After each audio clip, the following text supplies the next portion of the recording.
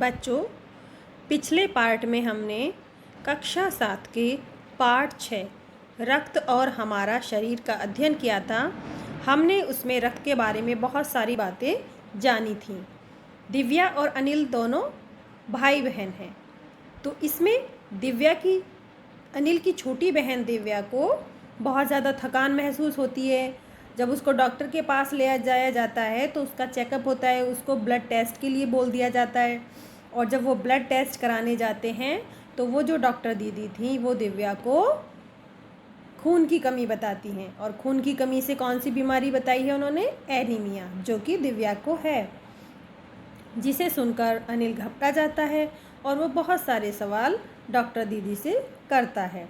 तब डॉक्टर दीदी उसको ब्लड के बारे में यानी रक्त के बारे में समझाती हैं और एनीमिया के बारे में समझाती हैं कि क्या चीज़ें हमें नहीं खाने से हमारे शरीर में रक्त की कमी हो जाती है। और फिर वो उसको रक्त के बारे में बहुत सारी जानकारियाँ देती हैं जो कि अनिल को अभी तक कुछ भी पता नहीं था उनके बारे में। और वो देख करके बहुत खुश होता है और जान करके रक्त के बारे में। तो चलिए अब आगे देखते हैं कि क्या होता है। डॉक्टर दीदी ने बताया था कि हम जब ये वाले सारे फ्रूट्स, सारे फल, सारी सब्जियां नहीं खाते हैं तो हमारे शरीर में लौह तत्व और विटामिन की कमी हो जाती है। और जिसकी कमी से हमारा जो रक्त है, हमारा जो शरीर है वो रक्त कण बनाने बंद कर देता है और जिसकी वजह से हमें एनीमिया हो जाता है। तो यदि कोई व्यक्ति उचित आहार ग्रहण नहीं करता तो इन कारखानों को आवश्यकता अनुसार कच्चा माल नहीं मिल पाता, यानी कि फिर वो लाल रक्त कण नहीं बना पाते।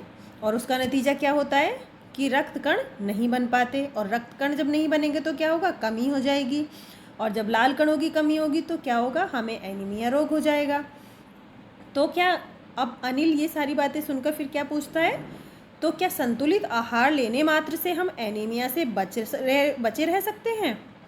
तब वो दीदी बोलती हैं, हाँ, यह कहना काफ़ी हद तक सही होगा।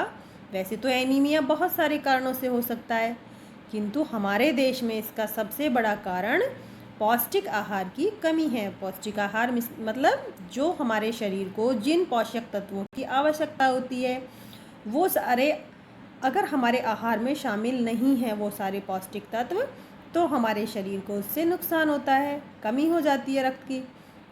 इसके अलावा इस रोग का एक और कारण होता है। अब उन्होंने क्या बताया कि दूसरा कारण क्या होता है? पेट में कीड़ों का हो जाना। और ये कीड़े प्राय कैसे होते हैं?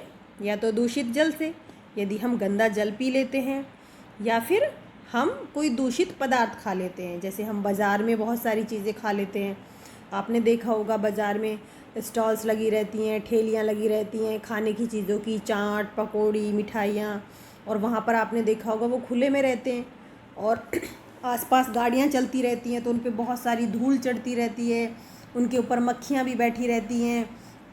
या फिर कुछ लोग उसमें ताज़ा चीज़ें इस्तेमाल नहीं करते हैं, बासी चीज़ों से भी बहुत सारे आइटम्स बना देते हैं जिनको हम खा करके हम क्या होते हैं? बीमार हो जाते हैं, हमारे पेट में कीड़े हो जाते हैं। तो इनसे बचने के लिए हमें क्या करना चाहिए? हमें अपने खाने पीने पर बहुत ज़्यादा ध्यान देना चाहिए। हमें पूरा सफाई का खाना खाना चाहिए और घर का खाना ज़्यादा से ज़्यादा खाएं, बाहर का कम से कम खाएं। और भोजन करने से पहले अपने हाथों को अच्छे से धो लें। और जब पानी पिएं तो ध्यान रखें कि पानी भी बिल्कुल साफ़ और स्वच्छ हो। और हाँ अनिल, एक किस्म के कीड़े भी हैं। उनको क्या बताती हैं कि एक किस्म के और भी कीड़े होते हैं। कैसे? जिनके अंडे ज़मीन की जो ऊपरी सतह होती है उस पर पाए जाते हैं।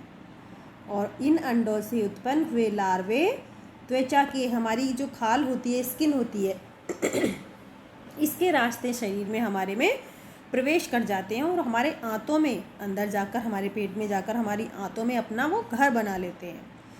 तो उनसे बचने का सबसे सरल उपाय क्या है कि हमें शौच के लिए अपने घर का शौचालय ही प्रयोग करना चाहिए। बाहर गंदे में या खुले में हमें शौच नहीं जाना चाहिए और हमें नंगे पैर भी नहीं घूमना चाहिए।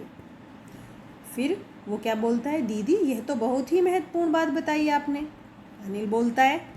और वह थोड़ी देर सोच में डूबा रहता है और फिर वो बोला, आपने बताया था कि रक्त में सफ़ेद कण और बिंबाणु यानी प्लेटलेट कण भी होते हैं, तो शरीर में उनका क्या काम है?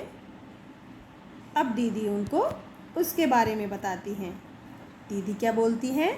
सफ़ेद कण वास्तव में हमारे शरीर के वीर सिपाही हैं। कैसे?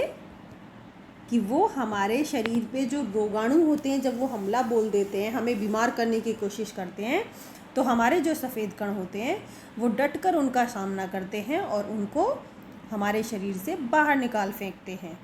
तो वो सफ़ेद कण उनसे डटकर मुकाबला करते हैं और जहाँ तक संभव हो पाता है रोगाणुओं को भीतर घर नहीं बना देते। बस, या शॉर्ट में हम कहें, संक्षेप में कहें, तो वे बहुत से रोगों से हमारी रक्षा करते हैं।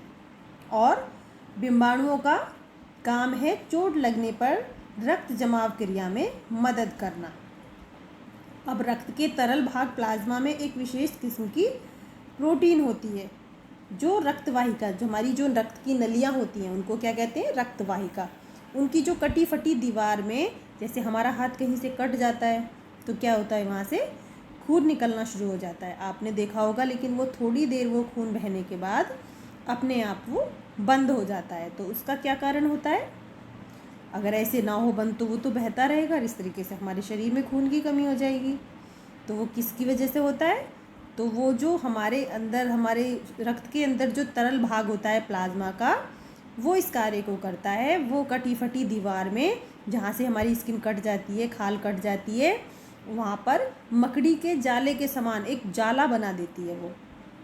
और उससे क्या होता है कि वो जो बिंबाणु होते हैं वो उस जाले पर आकर चिपक जाते हैं और इस तरह जो दीवार में आई दरार है, यानी हमारा जो हाथ कटा हुआ है, वो दरार भर जाती है और उससे रक्त बाहर निकलना बंद हो जाता है। तो ये कारण होता है कि हमारे हाथ से अपने आप ही रक्त बाहर निकलना क्यों बंद हो जाता है। अब अनिल क्या बोलता है कि दीदी, लेकिन घाव गहरा हो तो खून बहता ही चला जाता है। अब इसके बारे में हम पढ़ेंगे पार्ट 3 में।